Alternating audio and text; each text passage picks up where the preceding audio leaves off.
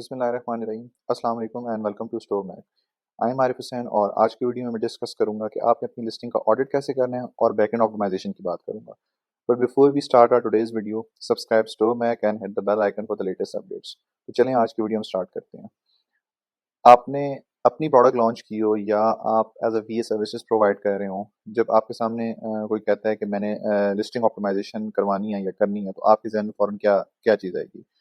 Obviously ये कि आपके सामने एक लिस्टिंग हो, आप उसको देख के बता सकते हैं कि उसकी बड़ी टॉप नॉच किस्म की इमेजेस हों, ठीक है। आप डिज़ाइनर से इमेजेस वगैरह उसकी बनवा लेंगे। लेट्स सपोज अगर आप फ्री हैं और आप क्लाइंट को सर्विसेज प्रोवाइड कर रहे हैं, आप उसका टाइटल, बुलेट पॉइंट्स बड़े अच्छे ऑप्टिमाइज किस्म के लिख देंगे, उसमें कीवर्ड स्टफिंग कर देंगे। डिस्क्रिप्शन या आपका ब्रांड रजिस्टर है तो उसकी ईबीसी को चेंज वगैरह कर देंगे, अच्छा बनाने की कोशिश करेंगे। तो what if I tell you कि ये ऑप्टिमाइजेशन का एक पार्ट है। जो हम नॉर्मली टेक्निकल टर्म जिसको कहते हैं फ्रंट एंड ऑप्टिमाइजेशन, तो there is more to it. सिर्फ फ्रंट एंड ऑप्टिमाइजेशन इनफ नहीं है आप अपनी प्रोडक्ट को सक्सेसफुल बनाने में।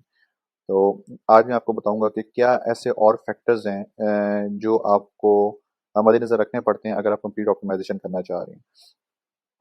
ठीक है, तो सबसे पहले मैं आपको बताऊंगा कि यहाँ पर ये देखें, अब Amazon रैंकिंग के बेसिकली दो मेन पैरामीटर्स हैं। First is traffic and other one is conversion. जिस फ्रंट एंड ऑप्टिमाइजेशन की मैं बात कर रहा हूँ वो बेसिकली कन्वर्जन को कंट्रीब्यूट करता है, ठीक है, कन्वर्जन रेट को हमारे इफेक्ट करता है। उसके अलावा भी कन्वर्जन के हमारे पास काफ़ी फैक्टर्स हैं, ठीक है, लेकिन आज मैं कन्वर्जन की बात नहीं करूंगा, मैं अपनी नेक्स्ट वीडियो में कन्वर्जन की बात करूंगा। आज मैं बताऊंगा कि आप लोगों ने ट्रैफिक को जो है आपकी जो नेटिव या इंडिजिनस या लोकल आपकी जो ट्रैफिक है अमेज़न की, उसको आपने कैसे डाइवर्ट करके अपनी लिस्टिंग के ऊपर लाना है और वहाँ से फिर मज़ीद कन्वर्ट करके फिर वहाँ से अपनी सेल्स वेलोसिटी को इंक्रीज़ करना है। तो अगर मैं ट्रैफिक की बात करूँ, ट्रैफिक में आपके पास 3 तरीके हैं अमेज़न में ट्रैफिक लाने के। एक आपका स्पॉन्सर्ड ऑर्गेनिक जो आपकी on page optimization and SEO के थ्रू आप ऑर्गेनिक ट्रैफिक को लेके आते हैं। दूसरा आपकी स्पॉन्सर्ड है जो आपकी एडवर्टाइजिंग कैंपेन्स रन हो रही हैं, उनके थ्रू आप अपनी स्पॉन्सर ट्रैफिक को लेके आते हैं। और तीसरा जो मेथड है that is of page Amazon, जो आपकी external traffic through social media platforms वो आप डाइवर्ट करके लाते हैं। ऑब्वियसली इनके इन दो के पीपीसी की वीडियो मेरी इस चैनल पे ऑलरेडी है, आप देखना अगर आप इंटरेस्टेड हैं तो ऊपर देख सकते हैं, मैंने लिंक ऊपर पिन कर दिया है। नेक्स्ट थर्ड जो है आपकी ऑफ पेज अमेज़न ट्रैफिक, ये कम्प्लीटली डाइवर्स टॉपिक है, बहुत कम्प्लीटली डिफरेंट टॉपिक है। इसके बारे में फिर कभी बात करूंगा। आज मैं बात करूंगा ऑर्गेनिक ट्रैफिक, कि आपने ऑर्गेनिक ट्रैफिक कैसे डाइवर्ट करनी है, रूट करनी है अपनी लिस्टिंग के ऊपर और अपने सेल्स मार्जिन को इंक्रीज करना है। ठीक है, तो अमेज़न के बैक एंड पे एक रिपोर्ट होती है जो कि मैं कहूँगा बल्कि हिडन रिपोर्ट होती है, ठीक है, जो मोस्ट ऑफ द सेलर्स या मोस्ट ऑफ द वीएस को उसके बारे में पता नहीं होता। ठीक है, तो वो स्पेशली आपको अमेज़न को केस करा के ओपन करानी पड़ती है, मैं उसके बारे में भी बताऊंगा आपको आज। ठीक है, तो यहाँ पर आप देख सकते हैं जब आप यहाँ पर बैकएंड पे आएंगे, ठीक है, तो बैकएंड पे आके आपने यहाँ से नीड गेट सपोर्ट में जाके अदर्स में या जिस भी टाइप में जाके आपने सिंपली अमेज़न को एक केस कराना है अपनी इस रिपोर्ट को ओपन कराने के लिए। ठीक है, इस रिपोर्ट से फ़ायदा क्या होता है ये मैं आपको वीडियो में आगे चल के बताता हूँ। तो इस वीडियो के एंड तक बने रहिएगा मेरे साथ अगर आप चाहते हैं कि आप कंप्लीट अमेज़न ऑप्टिमाइजेशन सीखना चाह रहे हैं तो। ठीक है, यहाँ पर मैंने आप लोगों के लिए ऑलरेडी केस करवाया हुआ है, क्योंकि जब ये केस करवाओ तो इसमें रिप्लाई आने में थोड़ा सा टाइम लगता है। दैट मीन्स कि ये रिपोर्ट आपको अवेलेबल हो जाती है आपकी इन्वेंटरी रिपोर्ट्स में, लेकिन थोड़ा टाइम लगता है, तो इसलिए मैंने ऑलरेडी इसका केस करवाया हुआ है कि मुझे ये रिपोर्ट ओपन हो जाए मेरे लिए। ये देखिए यहाँ पर मैंने किया सिंपली गुड डे अमेज़न, आपने सिंपली जाना है हाय अमेज़न लिखना है, good day please open my category listing report, simply आप कैटेगरी लिस्टिंग रिपोर्ट भी लिखेंगे तो ओपन हो जाएगी। ठीक है, यहाँ से आपने जाना है तो ये अब उसके बाद आपके ये ऊपर टैब्स शो हो रहे हैं, ठीक है, इन टैब्स के अंदर जाना है और ये इन्वेंटरी रिपोर्ट्स के अंदर जाना है। यहाँ पर आपको आएगी सिलेक्ट रिपोर्ट टाइप, यहाँ पर आपके देखेंगे ये शो हो रहा है कैटेगरी लिस्टिंग रिपोर्ट।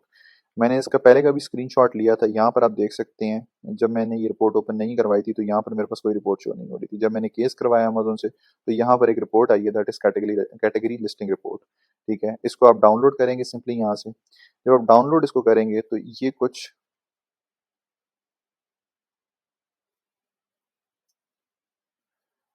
जब उसको डाउनलोड करेंगे तो ये जो रिपोर्ट है ये आपको कुछ इस तरह की शो अप होगी। ठीक है, तो ये अगर आपकी इवन ज़्यादा प्रोडक्ट्स भी हैं तो ये बेहतर है कि आपकी लिस्टिंग अगर कोई डिलीट हो जाती है या अपनी आपकी लिस्टिंग में कोई इशू आ जाता है तो ये कैटेगरी लिस्टिंग वैसे भी आपके पास होनी चाहिए फॉर द रैकेट पर्पसेस। ठीक है, तो इसमें जितना भी आपका कंप्लीट डाटा होता है आपकी लिस्टिंग पे, जितने भी आपके एट्रीब्यूट्स फिल इन हुए होते हैं वो इस पर ऑटोमेटिकली शो अप हो जाते हैं। तो सिंपली आप ये समझें जो आपकी फ्लैट फाइल है, ठीक है, अमेजोन फाइल क्रिएशन की जो मेरी वीडियो थी उसमें जो मैंने आपको फाइल जो ब्राउज ट्री स्टाइल गाइड जो आप डाउनलोड करते हैं वो इसका डाउनलोड वर्जन था। ठीक है, ये सिंपली समझ लें इसका अपलोड वर्जन है। ठीक है, ये हम अमेजोन से एक्सट्रैक्ट करते हैं और इसके अंदर सारी इन्फॉर्मेशन, सारे एट्रीब्यूट्स जो करंटली उस लिस्टिंग के अंदर होते हैं इन लिस्ट, वो आपको यहाँ मिलेंगे। ठीक है, अब इससे फायदा क्या होता है इस कैटेगरी लिस्टिंग रिपोर्ट से? यहाँ पर आप देख सकते हैं कि इसमें कुछ ऐसी फील्ड्स हैं या कुछ ऐसे एट्रीब्यूट्स हैं जो यहाँ पर हमारे पास नहीं फिल इन हुए हुए या रेड मार्क हुए हुए हैं। ठीक है, अब मैंने आपको ऑलरेडी बताया था कुछ एट्रीब्यूट्स ऐसे हैं जो आप फिल इन नहीं करेंगे तो आपकी प्रोडक्ट लिस्ट ही नहीं होगी। ठीक है, उनमें जिस तरह आपके जो आइडेंटिफायर्स हैं, ठीक है ना, प्रोडक्ट आइडेंटिफायर्स हैं, या आपके आइटम नेम है, या कुछ इस तरह के एट्रीब्यूट्स हैं, या बुलेट पॉइंट्स हो गए।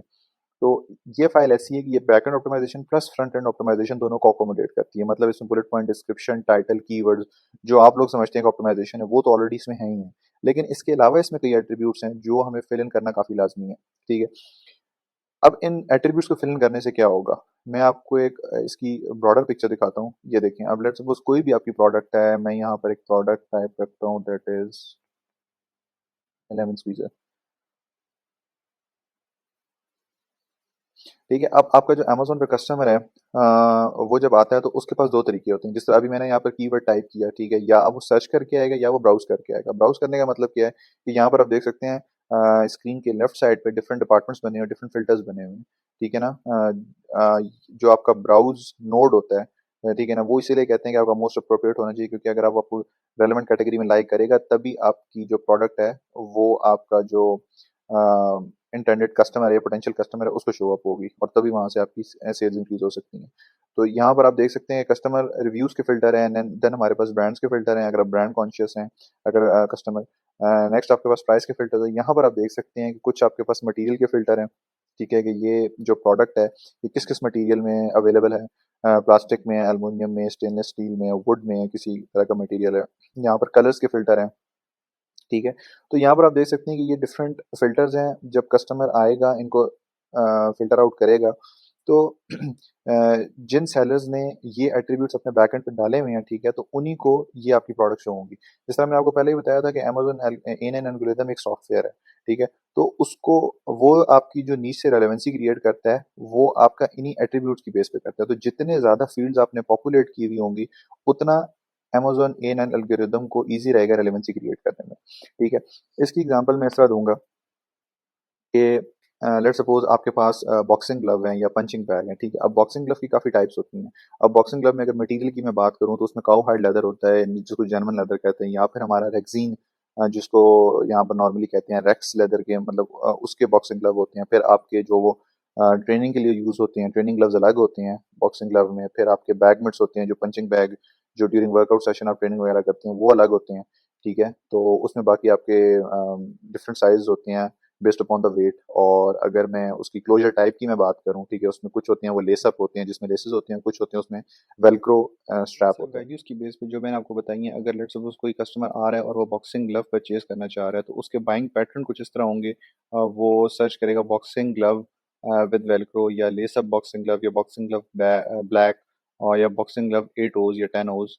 तो अगर ये एट्रीब्यूट्स आपके बैकएंड पे फिल हुए हुए होंगे तो तभी अमेज़न आपकी लिस्टिंग को पॉपअप करेगा, उसको विजिबल करेगा। बेसिकली जब भी कोई कस्टमर आता है और वो कोई भी सिस्टम टाइप करता है तो अमेज़न का एल्गोरिदम करता है क्या है कि वो लिस्टिंग्स को क्रॉल करता है। लिस्टिंग्स को क्रॉल वो उस डाटा पॉइंट्स, उस इंफॉर्मेशन की बेस पे करता है जो सेलर ने उसको प्रोवाइड की होती हैं। ठीक है, तो वो उस इंफॉर्मेशन को अकाउंट फॉर करते हुए लिस्टिंग को पॉपअप करता है। अब जो कस्टमर ने सर्च की है उससे जो मोस्ट रेलेवेंट लिस्टिंग होगी, जो एट्रीब्यूट्स फिल हुए हैं उनकी बेस पे वो उसको पॉपअप करेगा। तो अगर आपने ये एट्रीब्यूट्स को फिल ही नहीं किया तो अमेज़न कैसे आपकी लिस्टिंग को विजिबल करेगा? अगर आपकी लिस्टिंग विजिबल नहीं होगी तो आपकी लिस्टिंग सेल कैसे होगी? जो कन्वर्जन की चीज़ है वो तो बाद में आती है, आपकी लिस्टिंग ही शो अप नहीं होगी। तो आपने ये इसीलिए ट्राई करनी है कि आप जितने मैक्सिमम एट्रीब्यूट्स इसमें से ऐड कर सकते हैं, प्रोवाइडेड कि वो आपकी लिस्टिंग से रिलेटेड हों, वो आप लोगों ने ऐड करने हैं। ऑब्वियसली अगर आपकी कोई मैनुअल प्रोडक्ट है या जिस तरह किचन की प्रोडक्ट है, कोई मैनुअल इस तरह की टूल है, उसमें आप ऑब्वियसली कभी भी उसकी जो सेफ्टी शीट है या उसकी बैटरी इन्फॉर्मेशन है वो प्रोवाइड नहीं करेंगे, वो उससे रिलेटेड ही नहीं है। ठीक है, तो यहाँ पर अगर आप आते हैं और देखते हैं कोई फील्ड्स हैं कुछ एसेंस के अगेंस्ट या कुछ यूपीसी के अगेंस्ट, यहाँ पर वो ग्रे आउट हुई हैं। ग्रे आउट मतलब ये है कि इस सब कैटेगरी में ये जो एट्रीब्यूट्स हैं ये एप्लीकेबल नहीं है। उसके अलावा जो आपकी ये वाइट वाली फील्ड हैं, स्पेशली ये रेड वाली, वो आपने फिल इन करनी है। और उसके अलावा ये जो वाइट वाली फील्ड्स हैं वो जितनी ज़्यादा आप फिल इन कर सकते हैं उतना ज़्यादा बेहतर है। अब ये फिल इन करनी किस तरह है? अब एग्जांपल इसकी इस तरह है कि मैं यहाँ पर एक एट्रीब्यूट सर्च करता हूँ, that is intended use. Mostly लोगों को पता होगा इंटेंडेड यूज़ क्या होते हैं। बैकएंड सर्च टर्म्स की तरह एक थोड़ी सी डिफरेंट चीज़ है बैकएंड सर्च टर्म। उसमें तो जो आपके कस्टमर सर्च कर रहे हैं और आपकी प्रोडक्ट शो हो रही है, वो बेसिकली आपके सर्च टर्म्स है। इंटेंडेड यूज़ ये है कि एज द नेम सजेस्ट कि ये प्रोडक्ट कहाँ इंटेंडेड है, या कहाँ इसका यूज़ है, कहाँ इसकी एप्लीकेशन है, ये कौन कौन सी जगहों पे, कौन कौन सी फील्ड्स में यूज़ होती है। तो इस डेफिनेशन के मुताबिक तो आप कहेंगे कि इस फील्ड से रिलेटेड या आपके जहन में कुछ आ रहा होगा, आप मैन्युअली टाइप कर देंगे गूगल से सर्च करके, या जैसे भी आप लोग यहाँ कुछ इंटेंडेड यूज़ प्लेस कर देंगे। ऐसे नहीं करना। इसमें क्या है कि आप लोगों ने हमेशा वैलिड वैल्यूज़ का यूज़ करना है। Valid values most of the attributes में आप यहाँ जब सेल पे क्लिक करेंगे तो छोटा-सा आपके पास एक ड्रॉप डाउन बना आ रहा होगा, उसमें सब वैलिड वैल्यूज़ होंगी। अगर यहाँ से अपनी देखें चार तो ये सब आपकी जो वैलिड वैल्यूज़ हैं, यहाँ पर एक अलग से एक टैब भी आ रहा है जिसमें सब वैल्यूज़ शो हो रही हैं, ठीक है? तो इंटेंडेड यूज़ में लेट्स सपोज़ अब अगर आप लोग अपने से कोई वैल्यूज़ मैनुअली फिल इन करेंगे तो एक माइट बी अ पॉसिबिलिटी कि कुछ फील्ड्स आप इनमें से भी अ, उसमें ऐड कर दें, लेकिन कुछ फील्ड्स आप हो सकता है मैनुअली खुद से आप समझ रहे हो कि आपकी ये टारगेटेड ऑडियंस है या ये इसका इंटेंडेड यूज़ है, वो आप फिल इन कर दें। इससे होगा क्या कि इससे अमेज़न का जो इन एल्गोरिदम है वो कन्फ्यूज़ रहेगा, उसको समझ नहीं आएगी कि आपकी प्रोडक्ट शो करवाऊँ या ना करवाऊँ। तो जो आपका कंपेटिटर होगा जिसने सारी वैलिड वैल्यू यूज़ की हुई है और ज़्यादा से ज़्यादा एट्रीब्यूट फिल इन किए हुए हैं, तो अमेज़न जब कस्टमर आएगा और लिस्टिंग स्क्रॉल करेगा तो वो हमेशा उस वाले कंपेटिटर को प्रेफरेंस देगा जिसने वैलिड वैल्यू सबसे ज़्यादा यूज़ की हुई होगी। ठीक है? तो आपने ये मेक श्योर करना है कि आप ये वैल्यूज़ यूज़ करें। ठीक है? इसकी एग्जांपल कुछ और इस तरह भी है कि अगर यहाँ पर देखें मैं लेमन स्क्वीज़र यहाँ पर टाइप करता हूँ। ठीक है? तो ये यहाँ पर कुछ रीसेंट सर्चेज़ या मोस्ट पॉपुलर सर्चेज़ दिखा रहा है जिसमें आप लोग देख सकते हैं। अगर नीचे से स्टार्ट करूँ तो जो मैं आपको बात बताई कि स्पेशली जो किचन की आपकी प्रोडक्ट्स होती हैं, किचन की जैसे लेमन स्क्वीज़र है या कोई कटलरी की प्रोडक्ट है या इवन कटिंग बोर्ड है, तो एक अप्लायंस होती है बेसिकली डिश वॉशर। तो यहाँ पर तो ये इतनी कॉमन नहीं है पाकिस्तान में, लेकिन अमेज़न यूके की मार्केट में काफ़ी जो स्पेशली जो किचन की प्रोडक्ट्स हैं तो कस्टमर इस चीज़ को अप्रिशिएट करते हैं कि ज़्यादा से ज़्यादा किचन की प्रोडक्ट्स उनकी डिश वॉशर सेफ हों। ठीक है? तो अब लेट्स सपोज़ एक कस्टमर आया और इम्पल्स बाइंग पैटर्न के थ्रू उसने सिंपली लेमन स्क्वीज़र लिखा और वो परचेज़ करके, कटिंग बोर्ड लिखा और वो परचेज़ करके ले गया। अब उसने देखा नहीं कि ये प्रोडक्ट डिशवॉशर सेफ है या नहीं है, ठीक है? अब जब उसने उस प्रोडक्ट को वॉश किया या डिशवॉशर में डाला तो वो उसकी प्रोडक्ट कंपैटिबल नहीं थी उसके साथ, वो उसकी प्रोडक्ट ख़राब हो गई। तो वो अब जब भी माइंड बनाएगा अमेज़न से परचेज़ करना तो वो मेक श्योर करेगा कि वो लिखे lemon squeezer dishwasher safe lemon squeezer. तो ये बेसिकली आपका एक ट्रांज़ैक्शनल कीवर्ड बन गया, या अगर मैं सादा अल्फाज़ में बोलूँ तो ये एक लॉन्ग टेल कीवर्ड बन गया। ठीक है? तो यही वजह होती है कि हम लोग पीपीसी में भी ऐसे कीवर्ड्स को टारगेट करते हैं जिनकी वजह से जिनकी हमारी कन्वर्जन अच्छी है, क्योंकि अगर एक कस्टमर वो माइंड बना के आया हुआ है कि मैंने लेनी वही प्रोडक्ट है, तो तभी वो इतना लंबा कीवर्ड टाइप कर रहा है। ठीक है? तो आपने ये जो सब कीवर्ड्स हैं मैंने बताया, कुछ तो आप लोगों के जो ब्राउज़ हो जाएँगे साइड पे फ़िल्टर्स लगे हुए हैं, लेकिन ये है कि कुछ ऐसे फ़ीचर हैं, एट्रीब्यूट्स हैं, जिस तरह यहाँ पर आप देखें, अगर नीचे स्टार्ट करूँ, अब ये डिश वॉशर सेफ है, नेक्स्ट हमारे पास मटीरियल का है, ग्लास, देन हमारे पास देखिए made in USA, country of origin. अब अमेज़न ने रिसेंटली उसको मैंडेटरी कर दी है। बेसिकली ज़्यादातर आपकी प्रोडक्ट चाइना से होती हैं, लेकिन कोई कस्टमर है वो कह रहा है कि नहीं, मैंने यहाँ की लोकल प्रोडक्ट या made in USA product purchase करनी है, तो उसमें आपकी जो कस्टमर की सर्च है वो नैरो डाउन हो जाएगी और आपको सिर्फ वो प्रोडक्ट्स होंगे जिनके कंट्री ऑफ ओरिजिन में मेड इन यूएसए डला हुआ है। ठीक है? अगर आपने अब क्या है कि अगर आपने फील्ड्स को पॉपुलेट नहीं किया, आपकी प्रोडक्ट सोर्स हो रही थी चाइना से और आपने सिंपली उस फील्ड को ऐसे ही छोड़ा हुआ है, तो हो सकता है आपकी प्रोडक्ट शो हो मेड इन यूएस से, जब कस्टमर सर्च करे उसमें भी, और आप हो सकता है मे बी कस्टमर आपका परचेज़ भी कर ले वो आइटम, लेकिन जब उसके पास वो पैकेज रिसीव होगा और वो देखेगा मेड इन चाइना, तो तब आपको वो नेगेटिव रिव्यू आएँगे। ठीक है? या अगर वो परचेज़ नहीं करता, हो सकता है उसको इमेजेस या आपकी जो टाइटल है उसके ज़रिए से वो प्रोडक्ट अच्छी लगे और वो क्लिक कर ले, लेकिन जब वो क्लिक करके अंदर आएगा तो देखेगा कि वो प्रोडक्ट तो मेड इन यूएसए है ही नहीं। तो बेसिकली क्या होगा, वो बाउंस बैक कर जाएगा, आपका यूनिट परसेंटेज डाउन हो जाएगा। तो इन अ नटशेल अगर आपने एट्रीब्यूट्स फिल इन किए होंगे तो मे बी कहीं आपकी कहीं पर प्रोडक्ट थोड़ी जो आपकी सर्च है वो नैरो डाउन हो जाए, आपकी प्रोडक्ट शो ना हो, लेकिन वो आपके लिए ही बेहतर है कि वहाँ से आपके वैसी कन्वर्जन के चांसेस कम थे, क्योंकि जो कस्टमर मेड इन यूएसए का माइंड बना के आया हुआ है वो कभी भी चाइनीज प्रोडक्ट परचेज नहीं करेगा। फिर आपकी कोई इलेक्ट्रिक प्रोडक्ट है या मैनुअल है, ठीक है? इस तरह आप ये देखिए, ये मटेरियल का बेसिकली एक एट्रीब्यूट है, स्टेनलेस स्टील मटेरियल की भी आपकी कैटेगरी लिस्टिंग रिपोर्ट में एक एट्रीब्यूट होता है। तो यही आप जितने ज़्यादा एट्रीब्यूट्स फिल इन करेंगे उतनी अमेज़न ईज़िली रेलेवेंसी क्रिएट करेगा आपकी जो इंटेंडेड जो आपकी ऑडियंस है या जो आपका पोटेंशियल कस्टमर है उसको आपकी प्रोडक्ट शो कराएगा। ठीक है? तो ये मैंने आपको बता दिया वैलिड वैल्यूज़ का, कि वैलिड वैल्यूज़ आपने यहाँ से सिलेक्ट करनी है। या फिर ड्रॉप डाउन शो वहाँ हो रहा होगा। तो ये थे कि this is how you do the back end optimization. उसके बाद मैं बात करता हूँ लिस्टिंग ऑडिट की। आपके पास क्लाइंट आया, क्लाइंट ने आपको लिस्टिंग ऑप्टिमाइजेशन का प्रोजेक्ट दिया। अब वहाँ पर आप लोग लिस्टिंग ऑप्टिमाइजेशन कर रहे हैं। फ्रंट एंड ऑप्टिमाइजेशन आपने कर ली, और बैक एंड ऑप्टिमाइजेशन कैसे करनी है वो मैंने आपको बता दी। आप क्लाइंट से CLR रिपोर्ट मांग सकते हैं, वो आपको प्रोवाइड करेगा एट्रीब्यूट्स दे के जो उसका मिसिंग है। वैलिड वैल्यूज से कर लें, या अगर कोई ऐसी इन्फॉर्मेशन आप फील करते हैं कि आपके क्लाइंट को पता है, तो वो, ये आपकी अपनी प्रोडक्ट है तो आपने ऑब्वियसली रिसर्च किया हुआ होगा, तो वो आप फिर इन कर सकते हैं। ठीक है, नेक्स्ट उसके अलावा आपने क्या करना है कि आपने उसकी प्रोडक्ट को वैल्यूएट करना है, उसकी कंपेटिटर को, उसकी नीश को।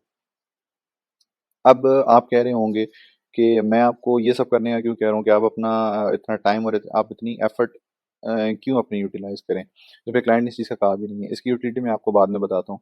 इसकी एग्जांपल आप इस तरह ले लें कि लेट्स सपोज आप किसी ग्रोसरी स्टोर पे जाते हैं और आप कोई मंथली मतलब कोई परचेजिंग करते हैं अपने, और उसके बाद आप काउंटर पे जाके जब पेमेंट करते हैं तो वो आपको बताते हैं, एक साथ आपको एक गिफ्ट हैम्पर, एक वैल्यू प्रोवाइड करते हैं।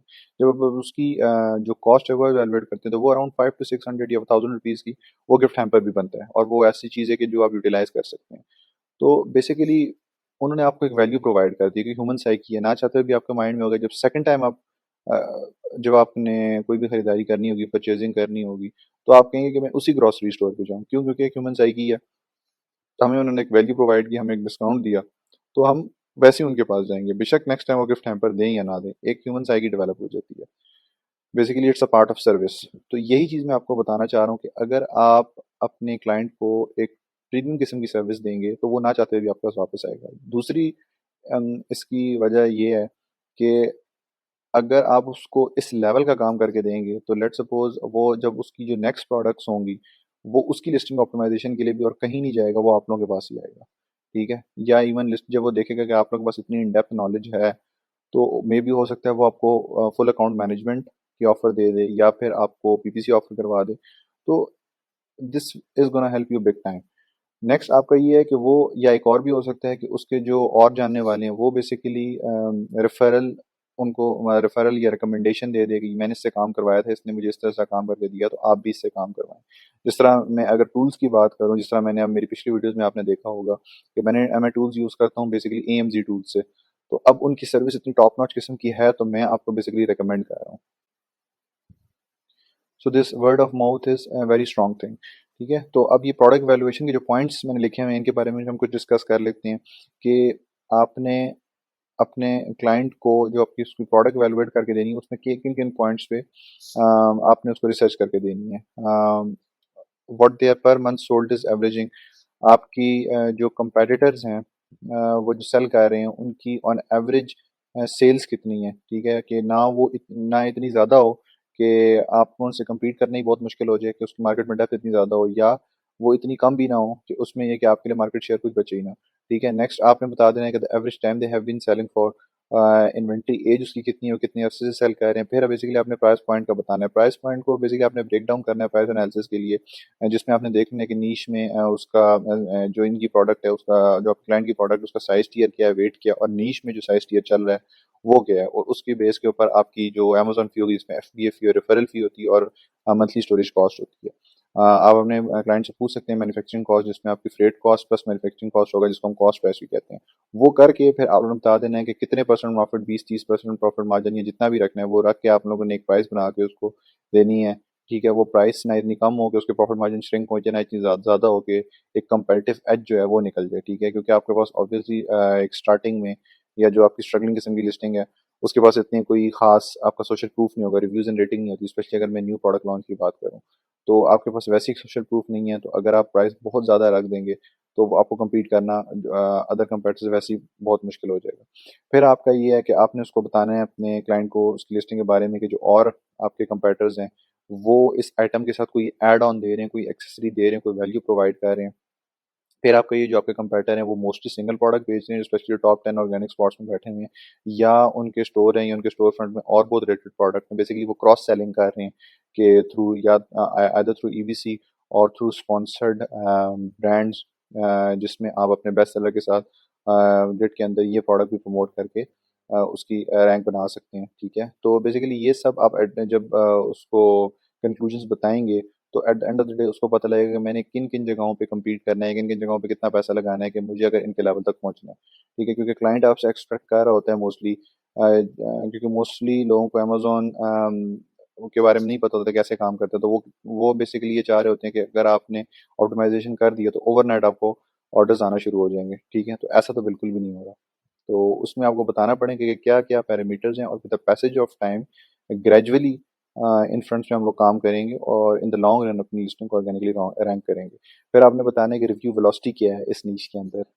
रिव्यू वेलोसिटी बेसिकली आपका होता है कि ये आप सिंपली जब नीश के अंदर एक्सरे रन करेंगे तो लास्ट 30 डेज में जितना रिव्यू काउंट है किसी साल का चेंज हो रहा है, तो वहाँ से आप कर सकते हैं। अगर आपने फाइंड करना है कि on average let's suppose 100 reviews के ऊपर कितने 100 यूनिट्स आप सेल कर रहे हैं उसके ऊपर कितने रिव्यूज आते हैं, तो आप सिंपली क्या करेंगे कि आप अपने जितना उसको रिव्यू काउंट या जितने रिव्यूज चेंज हो रहे हैं, जितने नंबर ऑफ यूनिट्स वो सेल कर रहे हैं, उसको अगर डिवाइड कर देंगे तो आपको एक रेशियो बेसिकली मिल जाएगी। ठीक है, तो नेक्स्ट आपका है कि क्वालिटी ऑफ रिव्यूज। अब ये क्वालिटी ऑफ रिव्यूज क्या चीज़ है?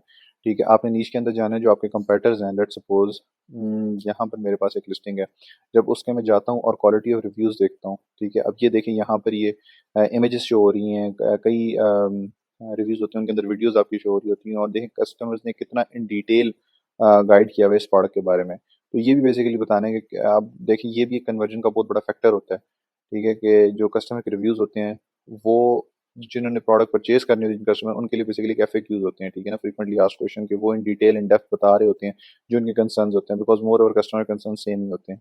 तो ये जो आपके बुलेट पॉइंट्स हैं, तो ये अगर इनकी क्वालिटी अच्छी होगी, ठीक है, आइदर पॉजिटिव और नेगेटिव, लेकिन ये कि अगर इनकी क्वालिटी अच्छी होगी तो कस्टमर को अपना डिसीजन लेने में वो काफ़ी उसको आसानी रहेगी। ठीक है, तो ये आपका डिपेंड करता है कि ये क्वालिटी ऑफ रिव्यूज आपकी कैसी है, फिर आपके नंबर ऑफ रिव्यूज कितने हैं आपके कंपेटिटर्स के। ठीक है, और आपकी एज ऑफ द लिस्टिंग वो कितने अरसे से सेल कर रहा है। मार्केट डेप्थ, अब ये मार्केट डेप्थ क्या चीज़ है? मार्केट डेप्थ बेसिकली ये है कि लेट्स सपोज आपके जो टॉप 10 कंपेटिटर हैं जो ऑर्गेनिक स्पॉट्स पे बैठे हुए हैं, उसके बाद 11वां 12वां एंड सो फोर्थ जो बाकी कंपेटिटर्स हैं वो कितना कमा रहे हैं। अब कुछ ऐसी नीश में कुछ ऐसी प्रोडक्ट्स हैं जो इवन आपके इवन दूसरे पेज के ऊपर भी 50+ यूनिट सेल कर रहे होते हैं। ठीक है, तो इससे पता चलता है कि मार्केट में डेप्थ कितनी है, मार्केट में अपॉर्चुनिटी कितनी है, कीवर्ड्स का सर्च वॉल्यूम कितने हैं और किन कीवर्ड्स का हम कितना प्ले कर सकते हैं। तो बेसिकली मार्केट डेप्थ है या नहीं, तो आपने मेक श्योर करना है स्पेशली प्रोडक्ट हंटिंग करते हुए कि इस तरह की प्रोडक्ट भी सर्च नहीं करनी जिसमें मार्केट डेप्थ इतनी ज़्यादा ना हो।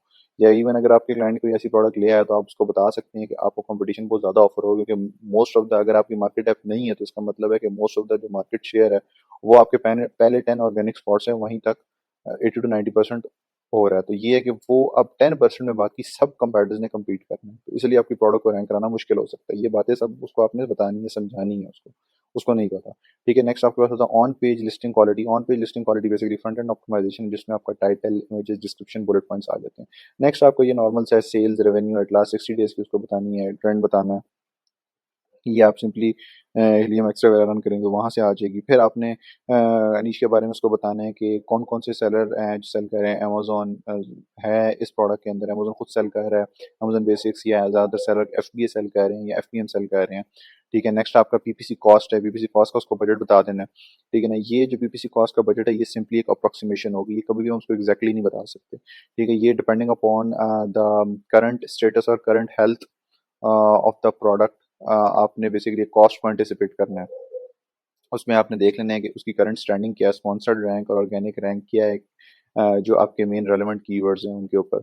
तो वहाँ से बेसिकली क्योंकि क्लाइंट काफ़ी कंसर्न होता है कि मेरा कितना पीपीसी का बजट डेली जाएगा या कितना मंथली जाएगा, तो वहाँ से आप कुछ कॉस्ट को करके आप पीपीसी कॉस्ट को एंटिसिपेट करके उसको बता सकते हैं। फिर आप ये देख सकते हैं कि ये फिर आप ये कि पीपीसी की वीडियो आप मेरी देख सकते हैं, उसमें मैं कॉस्टिंग और बजटिंग को मैंने इन डिटेल डिफाइन किया है।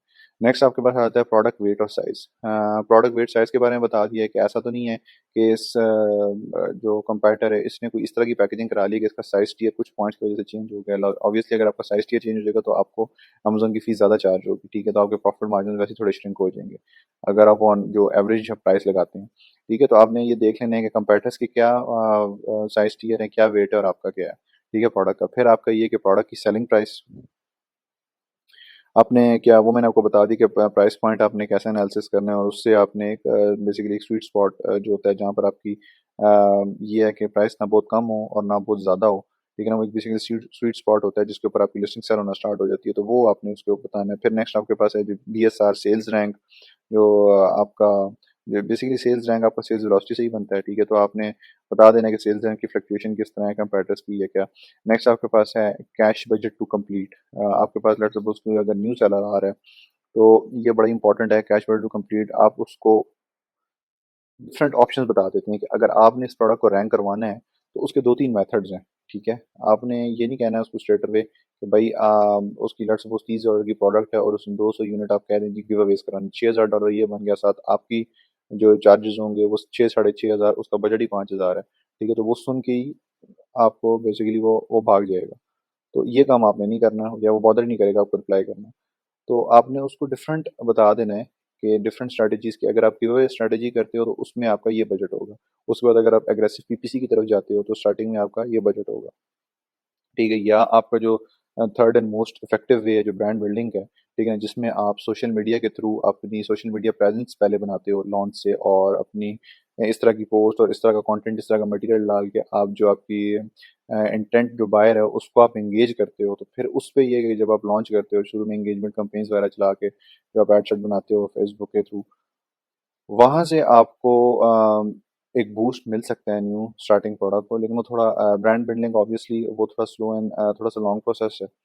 तो ये आपने दो तीन स्ट्रेटजीज हैं उनको बता देनी कि भाई कैश बजट किस तरह अलॉट होगा। नेक्स्ट आपके पास है keyword search terms per month. अब ये keyword search terms per month क्या, लेट्स सपोज आपने किसी भी तरीके से कीवर्ड एक्सट्रैक्ट कर लिया। जब आपने कीवर्ड एक्सट्रैक्ट कर लिया हायर जो हाईली रेलिवेंट कीवर्ड से और रेलिवेंट कीवर्ड से, तो वो आपने देखे, उनको सिंपली आपने क्या किया, एक्सेल में उनको ड्रैग डाउन किया और उनकी सबमिशन की। उनकी जब आपने सबमिशन की तो आप लोगों ने देख लेना है कि वो टोटल कितने कीवर्ड्स हैं। लेट्स सपोज एक आपके पास प्रोडक्ट है, ठीक है, उसके कीवर्ड्स हैं आपके पास 50, ठीक है, और उसकी आपने सबमिशन की और तो 50 आपके पास कीवर्ड्स है। नेक्स्ट आपके पास प्रोडक्ट है, बेशक उनका हो सकता है जो आपके पास 50 जो कीवर्ड्स हैं उनका जो टॉप के 3-4 कीवर्ड्स हैं उनका सर्च वॉल्यूम ज़्यादा हो as compared to the product two.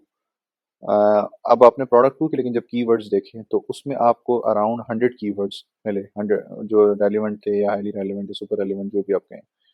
अब इसमें हो क्या रहा है, बेशक अगर इनका सर्च वॉल्यूम, इसके मेन कीवर्ड का सर्च वॉल्यूम प्रोडक्ट वन से ज़्यादा भी है, लेकिन इसमें आपके पास अपॉर्चुनिटी ज़्यादा है टू रैंक योर प्रोडक्ट, ठीक है ना। आपको पता है वैसे ही जो न्यू सेलर्स होते हैं वो लो हैंगिंग कीवर्ड्स या लो सर्च वॉल्यूम कीवर्ड्स की तरफ जाती हैं, ट्रांजेक्शनल कीवर्ड्स की तरफ, जिस तरह मैंने आपको बताया जो लॉन्ग टेल कीवर्ड्स होते हैं उनका सर्च वॉल्यूम कम होता है लेकिन बायर इंटेंट ज़्यादा है तो उनकी कन्वर्जन अच्छी होती है, ठीक है। तो वो जब आप लोग टारगेट करेंगे तो वो आपके पास एक चांस है कि लेट्स सपोज अगर टॉप के कंपेटिटर हैं वो टॉप के कीवर्ड्स पे रैंक हुए हैं, तो आपके पास एक अपॉर्चुनिटी है कि आप चलें लो हैंगिंग कीवर्ड से स्टार्ट कर लें। अल्टीमेटली आपने वहीं पर जाना है, आपका गोल वही है, लेकिन स्टार्टिंग आप यहाँ से कर लें। अब अगर आपके पास उसका लेट्स सपोज वो जो आपके पास 100 कीवर्ड्स है, जब उसकी आपने सबमिशन की तो वो अराउंड 1 लाख सर्च वॉल्यूम बन गया, ठीक है।